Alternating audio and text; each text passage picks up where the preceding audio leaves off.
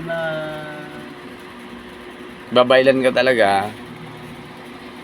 wag nilang pilitin na yung tao na maging kung anong gusto nilang Eko. kunwari, Sa Rainbow Community, yes. walang sino man pwedeng makialam sa atin. Kaya nga, yung pinipilit nila, gusto mo ako maging sundalo, gusto mo ako maging pulis. Pwede! Hindi, yung pinipilit nila na maging hard na hard ka. No. Hala, Eko. No. Pinilit ko yan. Naging hard, di ba din ako? Naging super hard ako. Pero ganun pa rin ako. Kaya nga, sir. Kaya nga, di ba, wag na. Tinuturuan lang nila tayo Yes. para maging gumawa ng karumal-dumal na krimen na hindi naman natin kagustuhan. Kahit na sobrang lambot ko, kahit na sobrang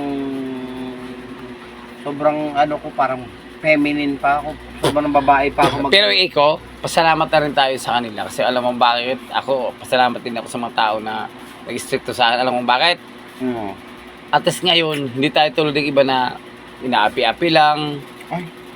Sinusuntok-suntok lang, sinasampal-sampal lang. Oh, di ba?